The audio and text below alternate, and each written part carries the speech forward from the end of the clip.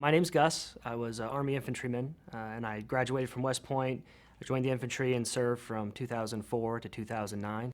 And my dad served, my uncle served, both my aunts served, and so it's a very military family. And so I wanted to enlist too. So applied to West Point, got in, and never looked back.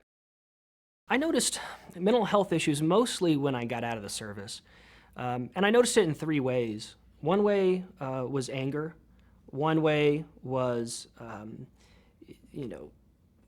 call it crying, just bouts of crying that came on out of nowhere, just being overwhelmed with emotion.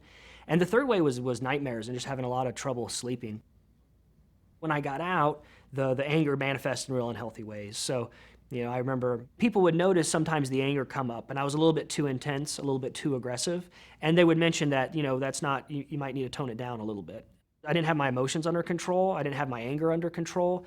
And, it was damaging not only to other people, but to myself. Any kind of little reminder of a service, a jet, or you'd see an American flag, or I might, see somebody in camouflage, don't mention military movies or anything like that. And I would just get very, very emotional. They had built out in my high school this color guard. It was a really fantastic color guard.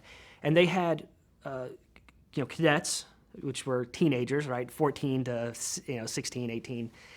And they had cadets from dress up in uniforms and period gear from every war that America had ever been a part of. So the first thing that hit me was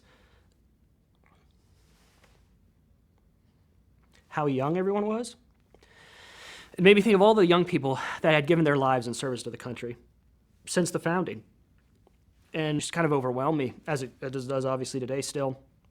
And I took off. And everyone kind of looked, but I took off, and I ran to the bathroom and just kind of sit in a stall and let it out, start crying, and just try to get a hold of myself. And at the time, I had no idea where it was coming from. I was like, why am I getting overwhelmed so easily?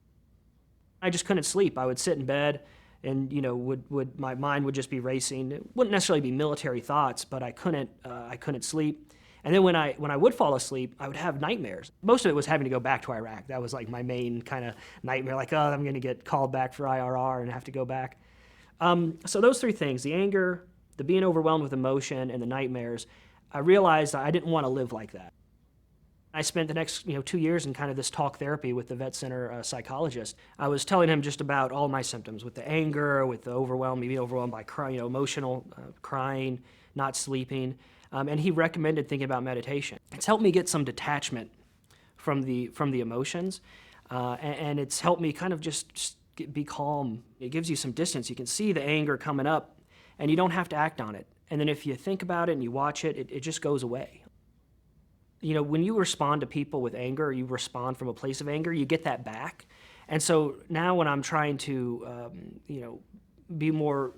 respond from less of an angry place, people just respond so much more positively to you.